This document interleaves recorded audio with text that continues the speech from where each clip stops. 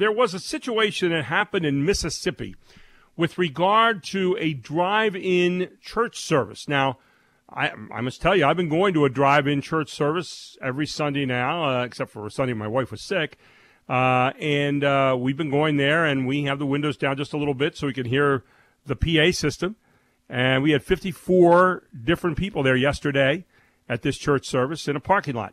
Well, in Mississippi, they did that, and all of a sudden they found themselves paying $500 a piece because they had decided to go to this service in Greenville, Mississippi. With us this morning is Jeremy Dice, who's special counsel for litigation and communications for First Liberty, who took exception and stood up, and that case has since been decided. Good morning, Jeremy. How are you?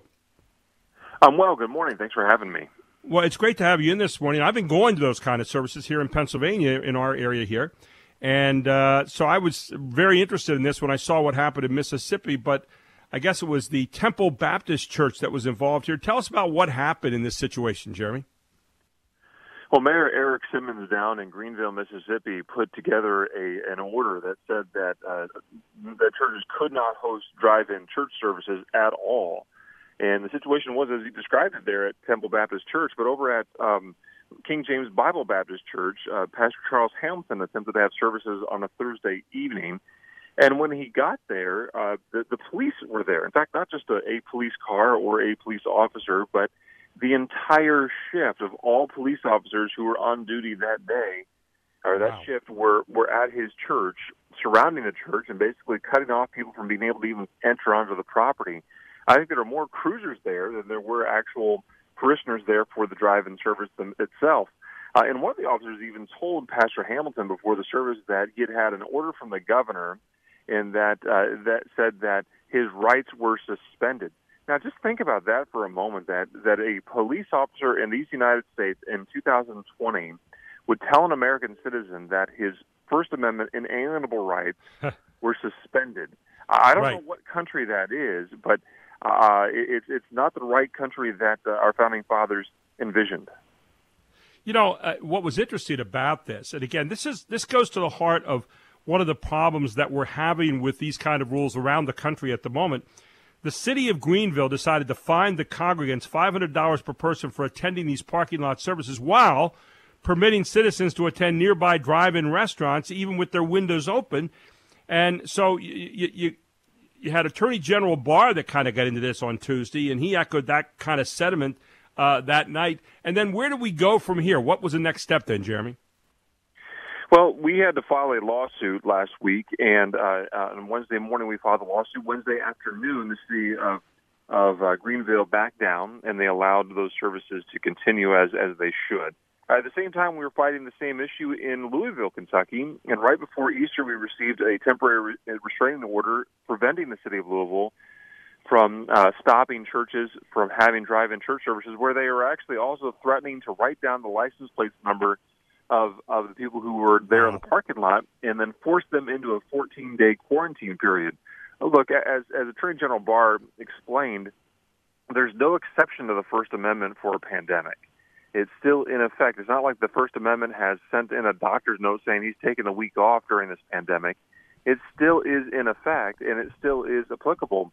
Just because a car is parked on a church parking lot does not make it somehow more susceptible to the coronavirus than if it's parked at a Sonic drive-in. And yet you don't see the police officers surrounding the Sonic drive-in telling the owners and operators there that their rights have been suspended. And the fact that they have singled out churches for this level of discrimination, I think just communicates exactly what the problem is, that they are not applying these standards equally. It was interesting, though, even in giving this back and revoking the $500 fines, you still have to have your windows closed. So apparently you've got to be watching this, I guess, somehow on streaming device or whatever. And the one I'm going to, our windows are, a little bit tucked down and open where I can actually hear the PA system out there. And but we're keeping our social distancing from the other cars and so forth. And I don't know how that's not being responsible. Yeah, look, I think we're all doing our best to just get through this situation. It's uncomfortable, right. It's frustrating and frightening, but we're doing our best. What we don't need is an overreaction. Look, we've told people for weeks now that we need our churches, our houses of worship, to provide that level of calm and comfort and care during this situation. We also need our church officials to understand, our government officials to understand that maybe we'll put up with some temporary restrictions on our liberties for a while, but you have to apply those restrictions equally. You can't tell the folks you can't park on a church parking lot, but it's perfectly fine to park with 400 other cars at Walmart without a problem. That doesn't make any sense logically or otherwise. But at the same time, we're also guarding against what we feel is this encroachment on our liberties to the point where it's becoming to feel less temporary and more permanent at this point. And if it continues to go down that route, I think it's perfectly fine for people to push back and remind our officials, hey, wait a minute, we're not prisoners in our own home. We're not giving up this idea of religious liberty. The reality is that I think we're living in the left's vision right now for religious freedom, or what they call freedom to worship. Practice your faith inside your home, but don't let it get outside. Worship it in a virtual environment, but don't make it real. Don't take your faith into the public square or into your place of business or at school or the military, whatever it might be. That's the vision for the left, and I think we're going to come out of this, and we are going to come out of this pandemic, but we're going to come out of it with a better appreciation, I hope, for the free exercise of religion and what that means writ large. We're seeing 19 different demonstrations, and I suspect there'll be more around the country, including one today at 12 o'clock at Harrisburg, our capital here in Pennsylvania, on the very thing that we're talking about here. People want to reopen businesses. Many people feel like their liberties and freedoms are being encroached upon now. Where's the balance point, Jeremy, from your standpoint? I was reading an article by Dan Balls yesterday in the New York Times. Government is everywhere now. Where does it go next? And it says Americans are experiencing the biggest expansion of government authority in generations as elected leaders take unprecedented action to fight the deadly coronavirus pandemic. So where do we go here in terms of balancing liberty and freedom, something our nation finds at its very foundation, and protecting us from this virus? How do you find that balance point? That's a great question, and I think Americans are extremely tolerant people and will put up with a lot if it means caring well for their neighbors and loving their neighbors through this whole process. Nobody wants to see anybody get sick or worse from a virus or anything, and so I think that's why you're seeing a lot of people saying, yeah, I'll voluntarily stay home. And yes, our churches will voluntarily stay closed.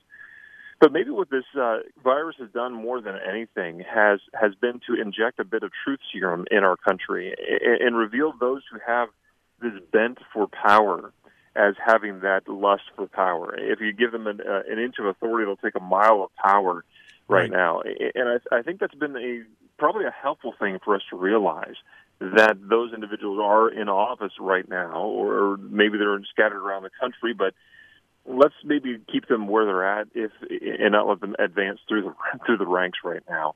It is certainly separating those who are maybe what you might call opportunist politicians from those who are actually designed and geared towards providing leadership in our country. And so I think it's important for us to keep our eyes open as we go through this process.